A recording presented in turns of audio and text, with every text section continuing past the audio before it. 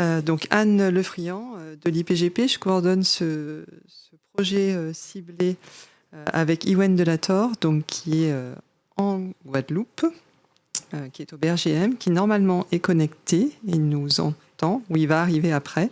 Donc je vais commencer à faire la présentation et il terminera la présentation. Ça nous semblait important, étant donné qu'on est sur l'outre-mer, qui est quelqu'un de l'outre-mer qui prenne la parole. Donc le projet ciblé Rome, il est dédié aux risques sismo-volcaniques, tsunami et hydroclimatiques en outre-mer et zones intertropicales. Donc je fais un petit rappel des problématiques. Les problématiques d'outre-mer et des zones intertropicales vont être confrontées donc à des risques telluriques et hydrométéorologiques qui sont intenses. On a bien sûr en tête les tremblements de terre, les éruptions volcaniques, les tsunamis, les instabilités gravitaires, tout ce qui est inondation, submersion, dont on a déjà un petit peu entendu parler précédemment, et tout ce qui est aussi érosion en lien avec le changement climatique. Donc ces zones, elles ont des particularités géographiques et sociétales qui vont nécessiter une compréhension spécifique des capacités donc locales pour tout ce qui est prévention et gestion des risques, mais aussi d'adaptation et de résilience. Donc ça peut être lié notamment, mais pas que, aux liens qu'il peut y avoir avec l'Hexagone, à l'insularité, à la diversité des pratiques culturelles et sociales. Donc il y a beaucoup de connaissances qui ont été acquises, on a progressé par rapport aux risques telluriques en Outre-mer, mais l'ensemble des acquis scientifiques montre qu'il y a encore des limites qui persistent dans la connaissance de ces aléas. La liste n'est pas exhaustive, mais on peut citer par exemple notre faculté à détecter les changements de phase d'activité le plus tôt possible, le plus précocement possible, la résilience de nos réseaux ou encore notre capacité à développer des modèles qui soient intégrés de gestion de risques qui permettront de caractériser les enjeux et d'évaluer leur vulnérabilité. Donc, on est arrivé à cette conclusion que les risques auxquels sont exposées les populations d'outre-mer devaient donc être reconsidérés. Alors, c'est ce qu'on a essayé de faire pour essayer d'apporter en fait des pierres à ces problématiques-là dans la construction du projet Rome. 3 défis principaux qui nous ont guidés, auxquels on va donc apporter des réponses. Le premier défi, c'est vraiment d'identifier de nouveaux observables pour l'étude des risques naturels et de leur impact anthropique sur de grandes échelles spatio-temporelles. Donc on pense à tout ce qui est les cycles sismiques, les longs cycles sismiques, volcaniques, et les couplages potentiels qu'il peut y avoir entre ces cycles. Le deuxième défi, ça va être de développer des modèles holistiques et intégrés de processus complexes en tenant compte des incertitudes donc, qui sont liées au changement climatique et à l'intégration donc, de modèles prédictifs couplés. Et enfin, troisième défi, ça va être de développer des stratégies de gestion intégrées des risques qui sont adaptées à l'outre-mer et aux zones intertropicales. Alors, comment nous avons construit ce projet ciblé? On s'est organisé donc autour, alors il y a 4 work packages, je ne vais pas donner trop de détails sur le premier, donc qui est sur le work package 0 sur le management. Je vais plutôt insister sur les 3 work packages scientifiques. On a beaucoup discuté et on est finalement arrivé à la décision parce que, comme on l'a dit précédemment, on ne peut pas tout traiter dans ces projets ciblés. Donc on s'est focalisé sur 3 risques qui ont défini nos 3 work packages. Le premier, donc, qui est lié au risque sismo-volcanique, donc le WP1, et dont l'objectif va vraiment être un objectif lié à l'instrumentation. Donc le but, c'est de développer une instrumentation novatrice pour travailler sur ces risques sismo-volcaniques. Dans le deuxième work package, donc qui est ciblé sur les tsunamis, le WP2, là on n'est pas sur l'instrumentation, on est plutôt, l'idée c'est vraiment de développer une chaîne d'acteurs qui vont pouvoir travailler sur l'estimation des dommages et les impacts socio-économiques, donc depuis l'événement jusqu'à l'impact socio-économique. Et le troisième work package, le WP3, qui est ciblé sur les risques climatiques, là on va s'intéresser plutôt à ce qui est gestion de crise cyclonique et adaptation des îles coralliennes. On a dû choisir des sites pilotes, donc pareil, beaucoup de discussions. Et finalement, pour essayer de couvrir comme on pouvait l'outre-mer, on a choisi 3 sites pilotes. Donc le premier qui est au niveau de l'océan Atlantique, mer des Caraïbes, qui va se focaliser sur l'arc des Petites Antilles. Et on a décidé de se focaliser sur la montagne Pelée, en Martinique, puisqu'elle connaît une phase de réactivation donc depuis quelques années. Donc là, on sera vraiment sur les risques sismo-volcaniques. Deuxième site pilote qu'on a sélectionné, c'est l'océan Indien, pour répartir nos sites. Et on s'est intéressé à Mayotte, puisque Mayotte connaît une crise sismo-volcanique depuis plus de 4 ans, et surtout à concentrer l'activité de beaucoup de chercheurs donc sur le territoire national, mais aussi de l'activité de plusieurs acteurs locaux, acteurs politiques, et qui travaillent donc sur site. Et donc là, on va s'intéresser au risque de tsunami. Et enfin, le 3e site pilote dans le Pacifique, où on va focaliser sur la Nouvelle-Calédonie et la Polynésie française. Là, on s'intéresse à tout ce qui est gestion des risques cycloniques, submersion marine, mouvement de terrain en Nouvelle-Calédonie et l'aspect adaptation des îles coralliennes aux effets du changement climatique donc pour la Polynésie française. Donc c'est le 3e work package sur les risques hydroclimatiques. Les outils, brièvement, méthodologiques qu'on développe, mais je vais les détailler un petit peu ensuite. Donc les aspects instrumentation, je vous en ai parlé un petit peu, instrumentation novatrice. Ce qu'on va privilégier, c'est bien sûr l'aspect communication entre les communautés scientifiques et les différents acteurs du risque. C'est un peu le nœud de la guerre, on en a parlé déjà beaucoup depuis ce matin.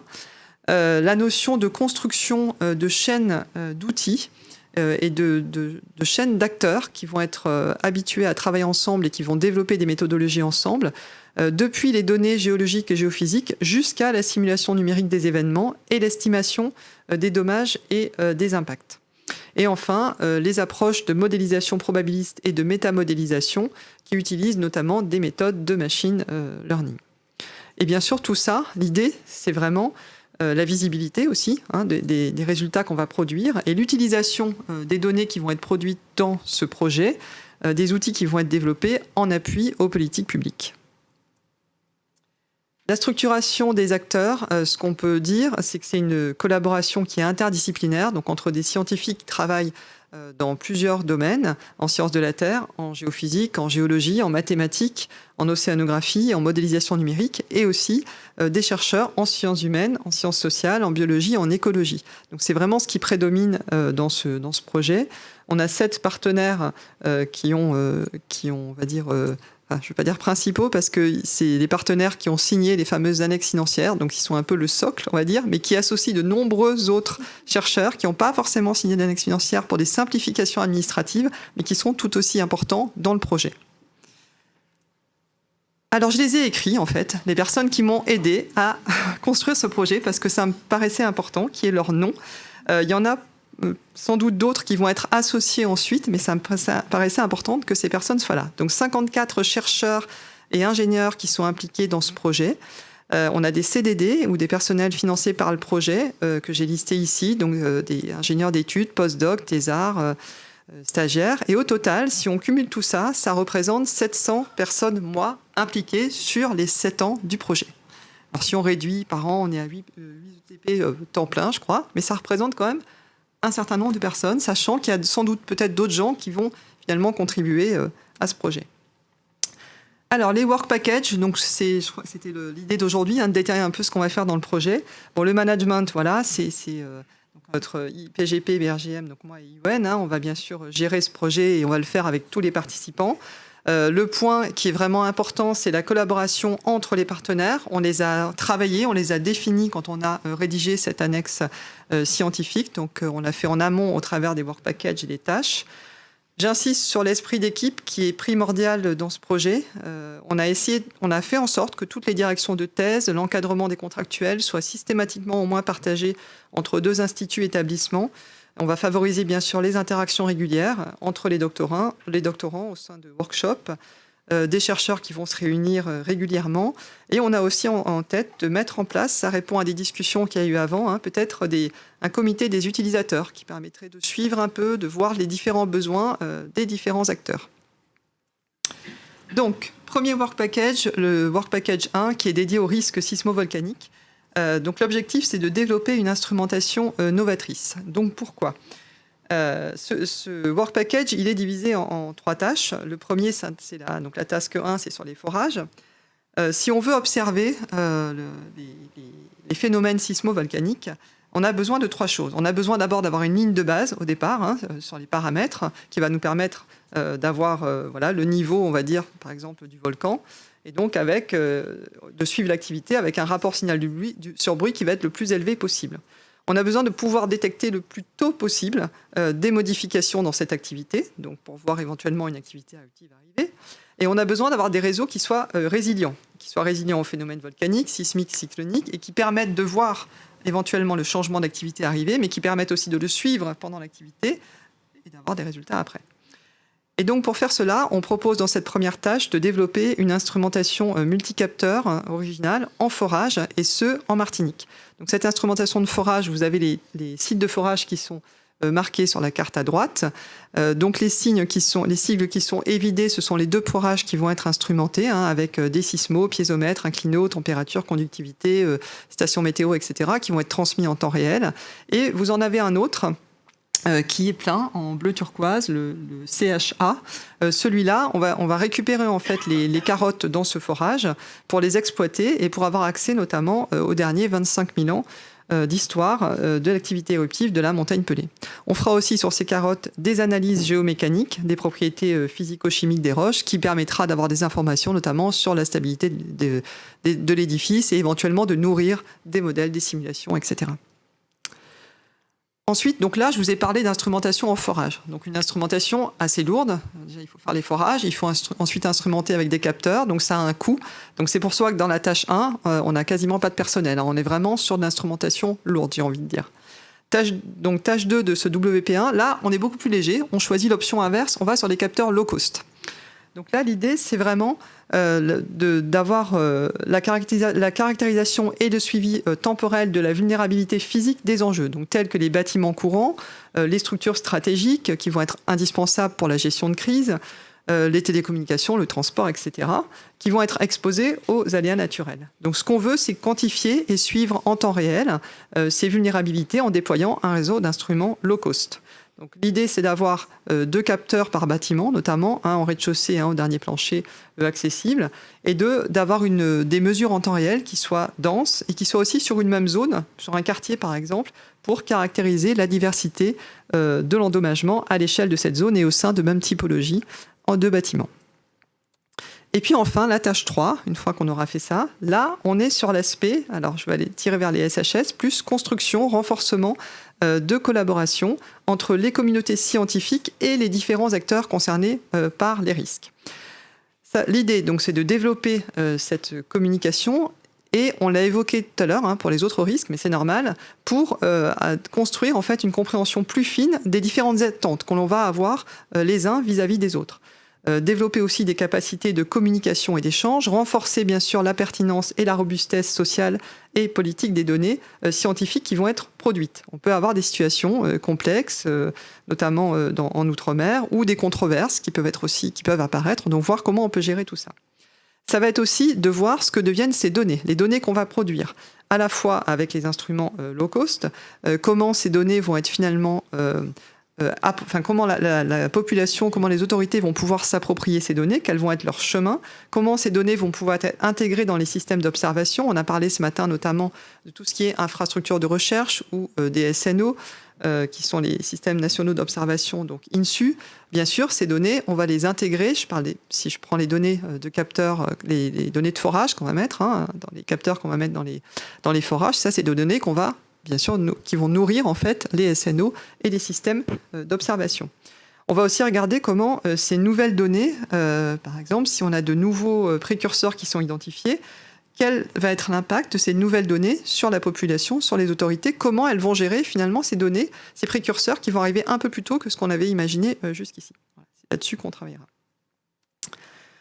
Alors l'articulation avec les autres projets ciblés, donc je suis restée vraiment là dans le PEPR IRIMA. J'insiste sur celui-là, le principal. Donc c'est vraiment, je pense, vous l'aurez compris, avec le PC risque et société. Tout ce qui est, donc Soraya en a parlé déjà, renforcer les démarches participatives qui impliquent les scientifiques et les acteurs non scientifiques pour développer vraiment une connaissance et une compréhension partagée des risques telluriques. Produire une analyse donc, entre les géosciences et les SHS, réfléchir, donc je l'ai dit tout à l'heure, à la traduction d'alertes précoces en actions de gestion de risque, ce qui est une question complexe quand on voit les responsabilités des différents acteurs, et puis croiser les analyses qui vont être conduites sur plusieurs territoires, donc à la fois sur les Antilles, notamment dans le PC Risque Société, sur les Antilles, sur Mayotte, dans ce PC. Le numéro 2, le work package numéro 2, donc on change de risque. Là, on est sur les risques tsunami. Et là, on n'est plus dans l'instrumentation, on est vraiment plus sur les dommages et les impacts socio-économiques. Alors le défi ici, l'idée, c'était d'arriver à construire une chaîne d'outils et de méthodes qui relie à la fois des modèles mathématiques, des modèles numériques de pointe, avec des données géophysiques, des données géologiques, des données de génie civil, des données de géographie et d'économie, pour essayer d'avoir donc une analyse des aléas et des risques, et on ira jusqu'aux impacts socio-économiques. Donc liés, alors on prend un exemple, c'est les tsunamis générés par les glissements de terrain. Mais l'objectif, c'est vraiment là la chaîne qu'on veut construire. Alors, il faut bien en choisir un pour décliner ensuite toute notre chaîne, mais c'est vraiment ça l'objectif. On couplera ça aussi avec des scénarios en champ lointain, donc type séisme à Mayotte, pour compléter en fait notre étude. Et ce work package, il a une organisation spécifique, puisqu'on va avoir vraiment une chaîne qui va être une chaîne logique de 3 tâches qui vont s'enchaîner les unes après les autres et qui vont se nourrir les unes les autres.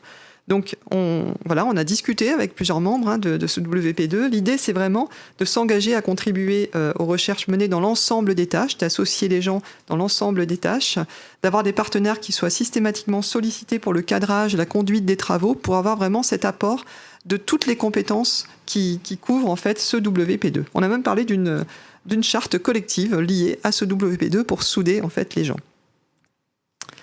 Alors la première tâche de ce WP2, ça va être de définir bien sûr les scénarios qui vont nous servir de base pour créer notre chaîne. Donc on est sur Mayotte, on va affiner les sources tsunamigènes qui correspondent aux scénarios les plus probables, je reprends le mot probable, et impactant dans le cadre de l'activité sismo-volcanique de Mayotte. Et on va notamment s'intéresser donc sur cette carte à la zone du fer à cheval, je ne sais pas si je la souris, qui est ici, où il y a une activité sismique importante et où il y a aussi des fumerolles importantes. On va ensuite donc simuler avec précision la génération donc, des vagues qui seraient créées près de la source envisagée. Et on va coupler ça au mouvement de l'eau donc sur une bathymétrie complexe et à la propagation et à l'impact du tsunami à terre. Une fois qu'on aura fait ça, on va passer à ce qui est impact et dommages des tsunamis. Alors ce qu'on voit, c'est qu'en fait les échelles qui sont en jeu entre donc, la propagation du tsunami, l'impact et les dommages à terre vont être très différentes. Ça peut aller de la centaine de kilomètres pour la propagation jusqu'à quelques mètres dans la phase d'impact et d'inondation. Donc pour traiter cela, il va falloir développer des outils de modélisation du tsunami en y intégrant notamment des méthodes de maillage adaptatif.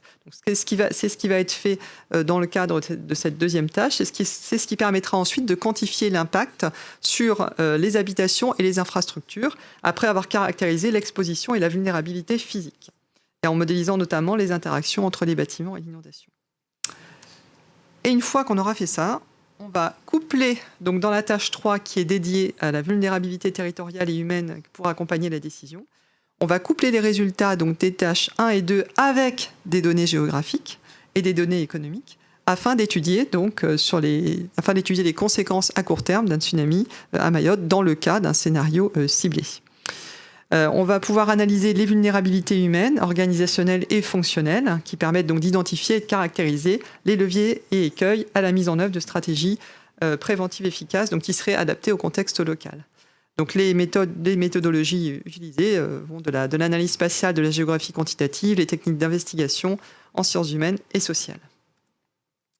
Là, j'insiste pour celui-là dans l'articulation avec les autres projets sur un des projets avec plateforme, notamment sur un travail qu'on souhaiterait faire sur la détection automatique par IA des zones d'instabilité susceptibles de générer des effondrements en mer, avec des cibles qui pourraient être Mayotte ou les Antilles, et éventuellement donc un financement de postdoc. Et je vais passer la parole à Yuen pour le WP3, qui j'espère nous entend. Donc normalement mon écran est partagé et je suis là où en était Anne, donc bonjour à tous. Je suis Yuen Delator et donc comme Anne l'a dit, j'accompagne Anne sur la coordination de cet acte et de ce PC ROM sur l'outre-mer, et j'ai été en charge particulièrement de l'organisation de ce WP3 sur les risques hydroclimatiques en outre-mer, dont le consortium spécifique au WP3 est basé autour du BRGM, de l'IRD, l'Université Grenoble-Alpes et du CRIOB basé en Polynésie française. Donc, comme ça a été dit en introduction, sur ce WP3, en fait, on se focalise sur un bassin de risque qui est la zone de l'océan Pacifique, avec 2 applications sur les territoires de Nouvelle-Calédonie et de Polynésie française. Donc là, l'idée, c'est évidemment de se focaliser sur les spécificités marines des risques hydroclimatiques, parce que comme vous l'avez vu, il y a des projets ciblés qui traitent déjà de ces risques-là, mais pas forcément dans leur dimension ultramarine ou tropicale.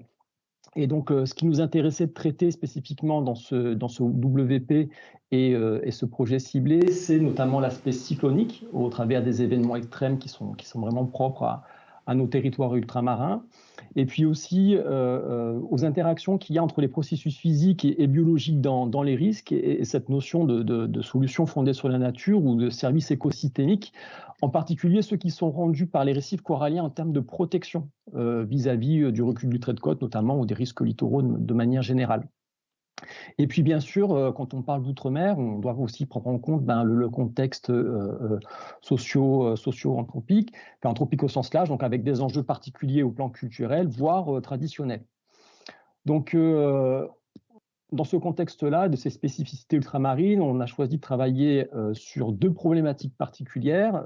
Tout d'abord, tout ce qui est gestion de crise dans un contexte cyclonique, donc anticipation des cyclones, des impacts, des dommages, et puis un autre qui est plus sur le temps long, donc l'adaptation au changement climatique, avec cette spécificité des zones récifales. Donc je ne reviens pas sur les jeunes chercheurs, ça a été dit par un. Donc, si on rentre un petit peu plus dans le détail de ce qui est envisagé, donc on a une première tâche qui s'adapte effectivement aux travaux sur la Nouvelle-Calédonie et donc la gestion de crise en milieu cyclonique. Donc, c'est ce qu'on appelle anticipation des aléas associés aux événements extrêmes tropicaux. Alors, on ne nomme pas spécifiquement les cyclones, même si on sait que c'est l'enjeu majeur, mais il y a aussi des tempêtes un peu plus classiques qui peuvent avoir des implications. Donc, ce sont ces événements extrêmes tropicaux qui nous intéressent en Nouvelle-Calédonie. Et le but était de travailler avec l'IRD, le BRGM et l'Université Grenoble-Alpes sur un continuum bassin versant littoral. On va pouvoir appréhender différents types d'aléas et de risques. Donc, tout d'abord, des aléas gravitaires. Et donc là, sur tout ce qui est glissement de terrain, chute de blocs, instabilité en tout genre. Le travail va se focaliser sur les notions de facteurs de déclenchement ou de seuil de déclenchement, à partir de quels sont les facteurs qui sont à l'origine de ces déclenchements, d'instabilité, et quels sont les seuils qui peuvent être y reliés, sachant que c'est un sujet qui est assez délicat, et donc il y a notamment en contexte tropical, donc tout un travail sur les précipitations, sur les capacités au terrain, etc., à être déstabilisées. En parallèle de ce travail sur les mouvements de terrain, il y a un travail qui va être mené par l'IRD de Nouvelle-Calédonie sur les inondations, à la fois par débordements en cours d'eau et aussi les submersions marines. Donc là, c'est un travail de modélisation qui va s'appuyer sur un code qui s'appelle Schisme, pour ne pas le nommer, et qui permet de travailler sur des concomitances d'aléas, voire des effets cascades. Donc, pour nous, c'est très intéressant de pouvoir travailler de manière conjointe sur différents types d'aléas, parce que jusqu'à présent, les choses sont faites de manière un petit peu séparée. Or, on sait qu'il y a des effets d'aggravation, voire d'atténuation, qui peuvent être liés justement à ces interactions entre aléas. Donc voilà les types d'aléas sur lesquels on va travailler, mais on va s'intéresser évidemment à leur dimension intégrée au sens du risque. Et donc il y a tout un travail qui va être mené par l'Université Grenoble-Alpes sur la caractérisation de la vulnérabilité des enjeux, notamment au travers de la caractérisation du bâti, des vulnérabilités intrinsèques qui sont liées. Et donc là, vous voyez 2 illustrations, alors un peu extrêmes, de ce que peut être l'occupation du territoire en Nouvelle-Calédonie, avec parfois un bâti traditionnel, potentiellement très vulnérable, et aussi des enjeux urbains denses, tels qu'on les connaît plus classiquement, avec cette photo de Nouméa. Donc l'idée est bien d'intégrer les modalités d'occupation du territoire et les vulnérabilités intrinsèques face aux aléas qui auraient pu être décrits précédemment.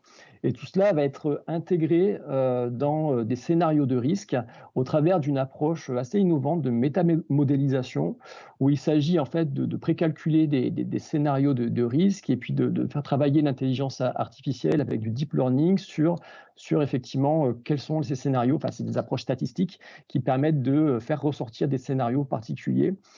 Et l'objectif, in fine, sera de pouvoir automatiser un bulletin qu'on peut appeler de victime dommage potentiel en s'appuyant sur le PC de plateforme et notamment des outils déjà préexistants mais qui devront être renforcés sur ces aspects avec Vigirisc. Donc je vous ai mis en exemple en fait un type de bulletin qui existe déjà mais dans le domaine sismique. Donc là l'idée ce serait de pouvoir l'adapter à des aléas type cyclonique. Donc c'est un bulletin qui s'appelle CICED et qui est produit quand il y a un séisme qui arrive. La tâche 2 de ce Work Package, donc, elle s'intéresse non plus à la gestion de crise, mais plutôt l'adaptation sur le temps long, donc liée aux effets du changement climatique dans les îles coralliennes.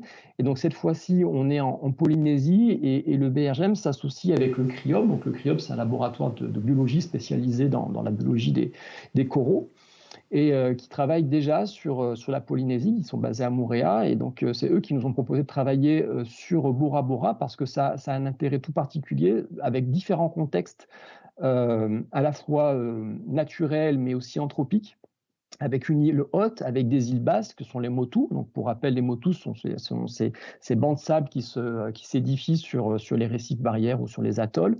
Et à proximité aussi de l'atoll de Tupai, juste au nord, qui est inoccupé. Donc, on a à la fois différents types d'occupation du territoire et puis différentes caractéristiques physiques de ces territoires. Donc le travail de cette tâche, ça va être déjà de recomposer l'évolution historique du trait de côte depuis les années 50 en lien avec les aléas climatiques, dont les processus physiques et biologiques qui sont associés à l'évolution de ces milieux, mais aussi différents types de modes d'occupation des territoires. Et après d'étudier plus spécifiquement la réponse des coraux en lien avec donc ces aléas climatiques et l'évolution du climat, et leur capacité potentielle à apporter une protection vis-à-vis de l'érosion côtière en particulier. Donc il y a tout un travail aussi qui va être fait par rapport aux modalités. Alors, je vous ai mis quelques photos de manifestations de cette érosion et des enjeux qui sont situés en bord de mer. Alors, c'est pas Bora Bora parce que ce travail-là n'a pas encore été conduit, mais ce sont des photos qui nous viennent de Moorea, et vous voyez que les gens en fait essayent de se protéger de ces phénomènes d'érosion. Ils sont souvent très très près de l'eau. Et donc, du coup, il y a des scénarios ou des scénarios d'évolution qui vont être proposés à différents horizons de temps, notamment 2050, et des mesures d'adaptation qui seront proposées. Voilà, donc sachant que, effectivement, la piste qui va être étudiée, c'est dans quelle mesure la préservation, voire la restauration des récifs coralliens pourrait être en mesure de limiter l'érosion du trait de côte et être un moyen d'adaptation au changement climatique. Donc, dans ce Work Package, il y a évidemment des articulations avec les autres projets ciblés du PEPR. Donc, quand on parlait mouvement de terrain, ces travaux-là vont se faire en bonne intelligence avec le PC Montagne. On va travailler sur les risques submersion Nouvelle-Calédonie, érosion en Polynésie, et les échanges seront aussi faits avec le PC Littoral. Et je vous ai parlé modélisation, métamodélisation, automatisation de bulletins. Et donc ça, ce sont les travaux, notamment via Vigirisc, qui seront faits en étroite collaboration avec le PC de plateforme.